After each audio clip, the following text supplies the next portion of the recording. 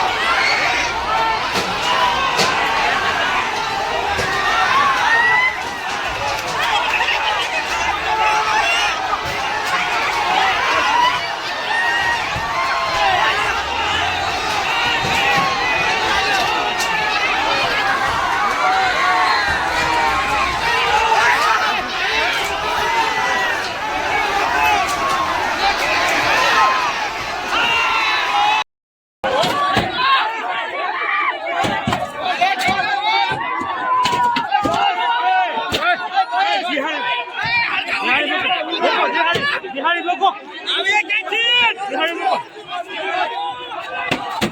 ओए आवे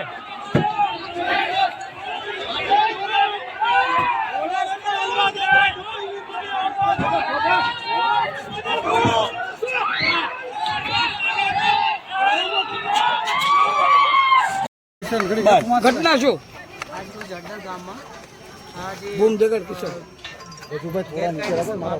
સારું આવે છે ભાઈ એલાન કર્યું બધું રાખો તમે આવે ભેગા થયા હતા એટલે પોલીસ કિશન ઉપર રાખ કરવા માટે અને ગેરકાયદેસર મંડળી જે લોકોએ બનાવી એટલે આવે કરું કિશન તો એ લોકોએ પોલીસ ઉપર પથ્થરમારું ચાલુ કરી દીધું અને પોલીસ કિશન વીડિયો ઉપર રાખ ગાડીમાં પણ નુકસાન તારું આવે છે ગાડી પણ તારું ઉપર પછી પોલીસે એ લોકોને વાર્નિંગ આપી કે તમે અહીંયાથી નીકળો અને આવ નહીં કરવાનો। તો પછી પોલીસ ઉપર પથ્થરમારા કર્યા તો પોલીસે એમના ઉપર બલ જે જરૂરી બલ છે ગેસ ગન અને ગેસ ટીયર સેલ્સનો પ્રયોગ કરીને અને એ ટોળાને વિખેર્યા અને પછી હાલ પરિસ્થિતિ કાબૂમાં છે અને કેટલા લોકોની અટકાયત થઈ છે અત્યારે એક્ઝેક્ટ આ તો નહીં, પણ અહીંયાથી જે લોકો મંડળીમાં હતા એ લોકોની અટકાયત કરી છે, એમાં 20 લોકો હશે। કરવામાં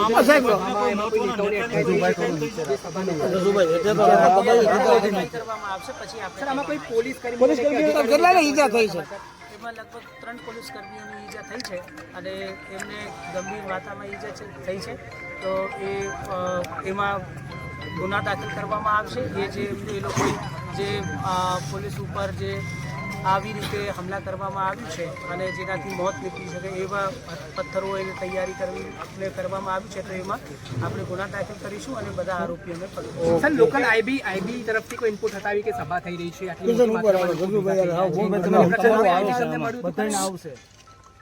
અત્યારે જ સભા થઈ છે એટલે અમે ખબર હતી એટલે જ આપણે એમને વિખેરવા માટે આવ્યા।